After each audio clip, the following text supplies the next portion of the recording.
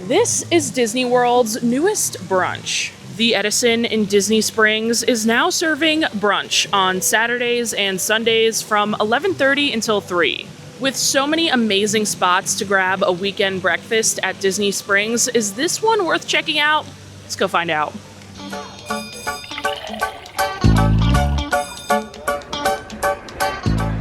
Brunch is probably my favorite meal to enjoy at Disney World, so as soon as I saw there was a new brunch, I knew I had to come check it out. This menu is loaded with so many amazing sounding foods, I can't wait to get to it all, and hopefully we'll catch some live entertainment as well. Well, we've made it inside, and as you can see, this brunch does have live music. And that is definitely a bonus. Not every brunch at Disney Springs offers live entertainment, and here at the Edison, they always have some type of performance going on, whether it be dancing, I think they have, and they obviously also have bands sometimes. Now, the interior of this restaurant is really cool, I must admit. It's supposed to be modeled after like 1920s steampunk, and it definitely gives that vibe.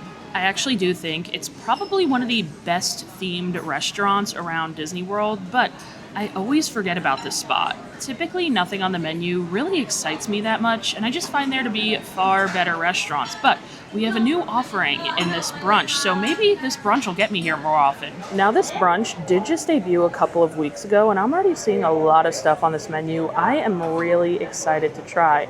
Now, over here in appetizers, a lot of this stuff is the same you could get during lunch and dinner, except for the two at the bottom, that sticky monkey bread and Churro Waffles, which are like Churro Waffles. Yeah, that sounds amazing. There's also a new burger, the Brunch Stack, which sounds great. And they have plenty of entrees here as well.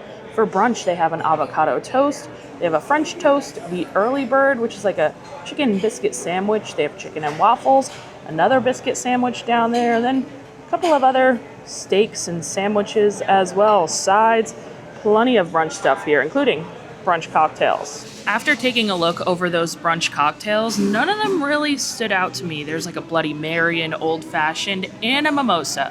But you know what does stand out to me? An espresso martini. Now, I've never had the espresso martini here from the Edison. I feel like it should be a really good one because this is a pretty fancy bar. They have a lot of great craft cocktails here, so they should make a mean espresso martini. Any good Disney Springs brunch starts off with a nice cocktail, and this one certainly looks very good. Cheers, guys.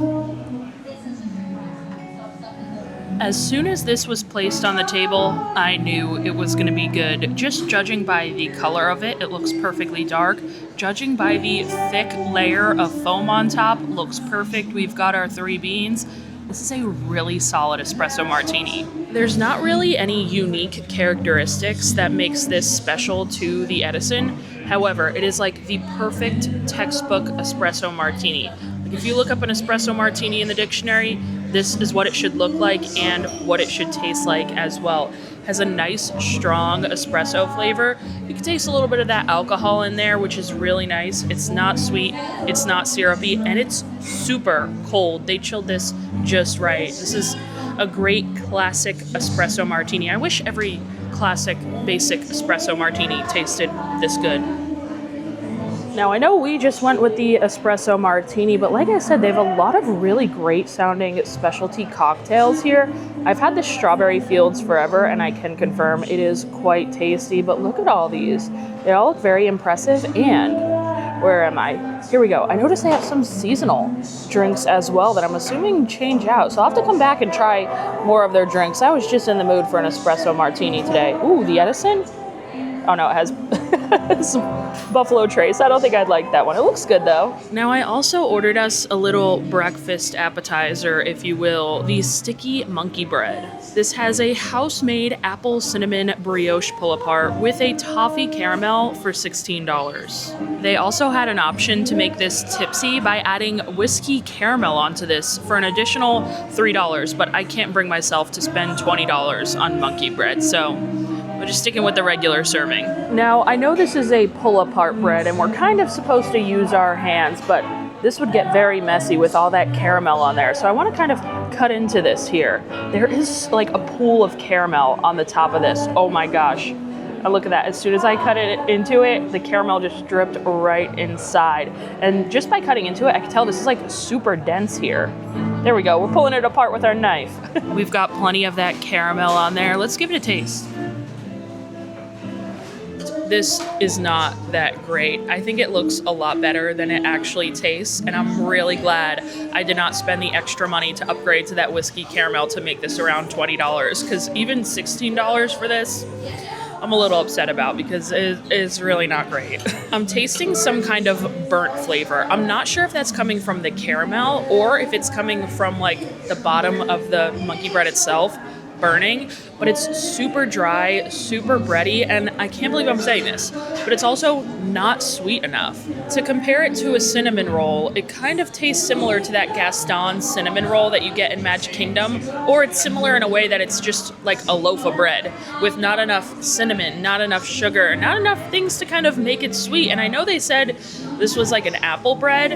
It has zero apple flavor whatsoever. There's a couple tiny chunks of apple sprinkled throughout, but really not enough to give it any type of good gooey apple flavor. It's just not like gooey and good enough. And honestly, the caramel on top, I don't think is that great either. It also came out not served warm, which is a little bit disappointing because I do think this would be better if it was served nice and hot, but it's chilled. What does the Queen of Sweets think? I mean, I don't think it's sweet. I was expecting it to be really like soft and cinnamony, and because I've made monkey bread at home, and I hate to say it, mine I feel like was even better than this. I would probably agree. I feel like I could make a homemade monkey bread a bit better than this with just some crescent dough rolls or something. A little bit of a miss here. This espresso martini, however, is a win. Now, we already went over the menu, but as I said, there's a lot of different things food-wise that I want to try. It is a very sandwich-heavy brunch menu, though. A ton of burgers and a ton of different sandwiches. All of them sound good, but a lot of the things kind of like recycle through items too. So I tried to get a good variety of different entrees for us to try. Well, all of our food has arrived. I ordered 3 different things, one of which isn't looking too hot, but this biscuit sandwich here looks really good actually. This is the big old biscuit sando. It's served on a handmade buttermilk biscuit with house sausage, crispy bacon, 2 fried eggs, and new school American cheese for $23. With any of your sandwiches, you can order tots or fries. I ordered tots with this one here. So let's start basic by trying a tot. These are as basic as they come. They're super crispy, which I do appreciate, but I wish there was some type of like house seasoning on them. It looks like it's just a light dusting of salt, really. As for this biscuit sandwich, they do have 2 different types of biscuit sandwiches on the menu. They have one with like chicken, and then this one that's like a bacon, sausage, egg, and cheese. And I cut it in half, and our sausage patty is looking a little bit medium rare, which I don't know if it necessarily should be, but it's almost looking concerningly pink. And I am a little bit scared to try it. But it is a house-made sausage patty. They're not like using any type of pre-made stuff. Like you could tell. It's kind of shaped like a burger. I don't know. It looks good. I just wish it was cooked a little bit more thoroughly. And also our eggs are not cooked properly. I ordered all of the eggs on all of our dishes over easy. And it doesn't really look like any of them came over easy. And this one certainly came over hard. So let's try it, I guess. I hope I don't get sick from this pink sausage. All things considered, this has a really great flavor. The sausage patty is actually excellent. It has a very strong rosemary kind of flavor. Rosemary and thyme I'm tasting a lot of in there. I just wish it was cooked better and cooked all the way through, because I don't know how much more I can eat with that medium rare sausage patty there, but everything else on this sandwich is really good as well. Plenty of melty American, plenty of crispy bacon. We've got the 2 eggs there, although not cooked over easy like I suspected. And the biscuit itself is really quite good. It is not dry at all. It's super buttery and fluffy. It doesn't have like any type of nice crust on it. It's really soft, but it works really well with this sandwich here. It's a really good biscuit. If you wanted to try this biscuit, but you didn't want to get one of the biscuit sandwiches, they do offer a side of biscuits and jam, which actually sounds like it would be really good. I feel like this biscuit would be great with some butter and jam on it. That would be a really great thing to start your meal with, because these biscuits are honestly really great. And my mom, who usually hates biscuits, is actually enjoying this sandwich. Yeah, I immediately said the biscuit's really good. It doesn't break apart and get crumbly, like you can actually pick it up and eat it as a sandwich. I would not eat the sausage. I took it off immediately, so I didn't taste it with the sausage. But the biscuit does have some like the sausage flavor, so it's good. I think I would use, instead of the sausage, I would do a hash brown patty on the bottom for the crisp. Well, do I have good news for you? Do you know what I'm gonna do? I'm gonna take a tater tot and put it on here, because I agree it would be good with a little extra crunch, a little extra hash brown tater tot. That is actually really good like that. It definitely makes it even better. Yeah, get the tater tots on the side and kind of smash them down into your biscuit sandwich. This is very good. It's really expensive for a biscuit sandwich, but it's good. The flavor is great. Just the sausage patty needs to be cooked. But next up, we're digging into our burger, the Brunch Stack. This has a signature burger blend with New School American, bacon, avocado, hash brown, and a fried egg on brioche for $26. We got this one with the fries to try a little bit of both, the tater tots and the fries. And these have like a specific name. They call them Burbank fries. So I expected them to be nice hand-cut fries, but they're not. They're definitely frozen fries. And not even good frozen fries. They're lacking a lot of salt. And again, they could just use some type of like signature seasoning, because they're really flavorless and not great. Now, just by the looks of this burger, it looks really quite good. The patty down here looks really thick and nicely charred. We have our egg on there. I think this egg is actually cooked right. But then on the bottom, it was supposed to be like avocado. And you know when you get a burger, you kind of expect like slices of avocado. This is like guacamole. I believe it looks like the same avocado that we have on our avocado toast. I would have appreciated some like slices. But let's cut our burger in half here. This is definitely a huge burger. Oh my gosh. I'm glad I have someone here to split it with me, because this is massive. I can't even cut it in one go. Oh, I'm finally sawing through it. I gotta put this here. All right, cross-section action. Oh my gosh, it's so messy, guys. I can't even lift it up. The guacamole is like sliding everywhere. The biscuit sandwich was easy to eat. This is not gonna be easy to eat, that's for sure. Guys, this burger has completely fallen apart. I can't even like reconstruct it. The guacamole on here has it just like sliding absolutely everywhere. The hash brown's off. The burger's off. This is a disaster, an actual disaster. I don't know how to tack it. This burger is not worth making all of that mess for. It really doesn't have a lot of flavor. For all of the ingredients that are on this burger, it really doesn't taste like much here. You're not getting any saltiness from the bacon or the hash brown. I actually couldn't even taste the crispiness from the bacon or the hash brown. I couldn't really taste much of anything. Nothing stood out here, because it's just a whole lot of jumbled, under-seasoned stuff. But I want to try this burger patty, like, kind of on its own here. I mean, the burger patty is fine. It has a good crust on it, but I do feel like it's lacking quite a bit of seasoning. And I tried a bit of this avocado here on its own. This has, like, no flavor at all. Not a hint of lime, not a hint of cilantro, not a hint of salt, not a hint of spice. It just is, like, creamy, I guess, on there. This burger's not great. I was really hoping we'd have another good breakfast burger, because they just introduced a breakfast burger over at Steakhouse 71 at the Contemporary, and that is excellent. But it's far better than this one here. It comes with some smashed patties, and pretty much, honestly, it's like the same ingredients as this one. The avocado, the hash brown, the bacon, the egg, except it actually has flavor. And believe it or not, as messy as that burger was, it was less messy than this burger here. And after trying that burger, I don't have too high of hopes here with this avocado toast. This is a $23 avocado toast on sourdough with avocado, 2 fried eggs, arugula salad, pickled onions, and white balsamic. And do you guys see the size of this plate here? That is the size of our toast, our slice of sourdough. is so large, and it's one slice. I could pick it up in one go here, but this presentation is very strange, right?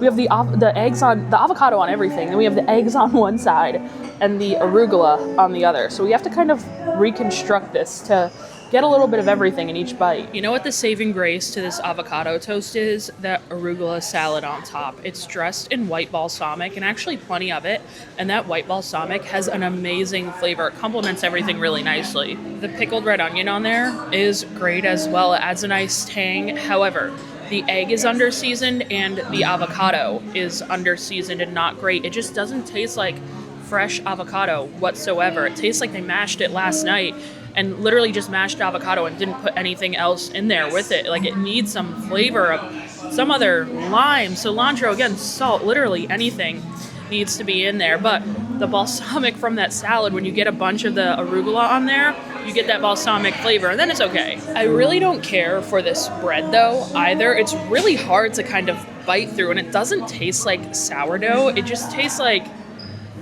a toasted white bread of some sorts. I know I said earlier that I thought I could make the monkey bread a little bit better than it is here, and I also think I can make this avocado toast better than it is here. That's always my judgment of a good avocado toast, and whether I'm gonna get it out or not. It's so easy to make at home, you know?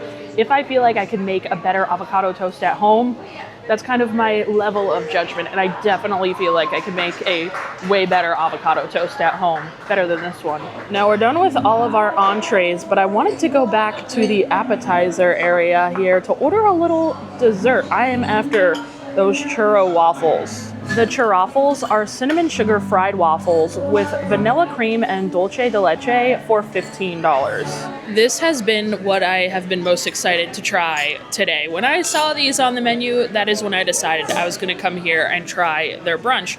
Obviously, because I love the churro Mickey waffles that they have at Disney, that they're now served at Crystal Palace and over at Caribbean Beach at the quick service restaurant Spyglass Grill, which if you follow me on TikTok and Instagram, which if you don't, make sure you do. The link is in the description. But I posted about them the day they came out, and they were so good. So I'm curious to kind of see how these are going to stack up. They're obviously not Mickey shaped. They're just like, it's a regular Belgian waffle with the pieces broken apart. So we have 4 pieces of waffle and kind of just some whipped cream thrown on this plate with some dulce de leche. Now I saw that they also have this as like a dessert during lunch and dinner, but I believe instead of whipped cream, it's served with some ice cream, which honestly sounds like it would be better, because that's what we do at Crystal Palace. We get the churro Mickey waffles, and then we put some soft serve vanilla on there, and it's really good. But for brunch, as like the appetizer, they give it to you with some whipped cream. Now, I'm not really too sure how to eat this because it's kind of deconstructed here, but I guess we'll cut off a piece of the waffle. Okay, the inside actually looks very similar to a churro Mickey waffle. It looks very, very moist, and it looks like there's maybe some cinnamon sugar in that batter as well. We've got to load up on the whipped cream and the dulce de leche, which is very, very thick, I can tell. All right, our churro Mickey waffle dupe. In comparison to the churro Mickey waffles, this does taste pretty similar. It's cooked in the same way. They fry them and then they coat them in the cinnamon sugar. However, I feel like with the Mickey churro waffles, the cinnamon sugar really caramelizes on the outside, and that doesn't necessarily happen here. That caramelization just gives it like this extra delicious crunch that this doesn't have, but they're still good. That dulce de leche is totally not necessary at all. You don't need syrup either. They're like sweet enough on their own, and it's really a dessert, which is why I ordered them for a dessert. But that dulce de leche, totally not necessary here. If you need your Mickey churro waffle fill, it's a relatively decent comparison. I mean, there's nothing like the real thing. It's a little hard when I cut it, but it does kind of have that cinnamon sugar flavor. And she's right, you don't need anything. I like it sweet, so I put everything on, but you can eat it by itself. These waffles and this brunch came around at a very unfortunate time, because I think if you served me these waffles a month ago or a couple weeks ago when they did not have the churro waffles over at Spyglass Grill at Caribbean, I would have told you definitely come here and check them out, because going to the Crystal Palace gets super expensive, especially if you're going with like a family. It's so expensive to dine there since it is a character buffet. So having churro waffles easily accessible for under 20 bucks. This one's 15, and I believe the one at Caribbean is closer to $10. It's so great. But since we have those, the real thing, the Mickey churro waffles over at Caribbean now, I don't know if I would necessarily crave these ones from here at the Edison. I'd just go to Caribbean. But I guess if you don't have time to go to Caribbean, or you don't want to travel to Caribbean Beach and you are going to be at Disney Springs, these churro waffles will hit the spot. Now that we're finished up with brunch, I can answer that question that I asked in the beginning of this video. Is it worth checking out the Edison for brunch over all of the other amazing brunch options in Disney Springs? And sadly, the answer is it's a no. And I'm really sad because I love brunch at Disney Springs, and I was hoping to have another good restaurant to kind of add to my brunch rotation around Springs. But honestly, after eating there, it's only making me want brunch at Raglan and the Boathouse and Homecoming and Wine Bar George even more, because I find them all to just be significantly better. Mom, you want to go get some lemon blueberry pancakes from Raglan? Yes. She was mad I went there to Raglan for brunch without her and got those pancakes. But what did you think of this brunch here? I really did like the sandwich, except for the uncooked sausage. What else? The churro waffles were okay. It's hard to get to the one at Caribbean Beach, so I feel like, if you're in Springs, it would be a good option.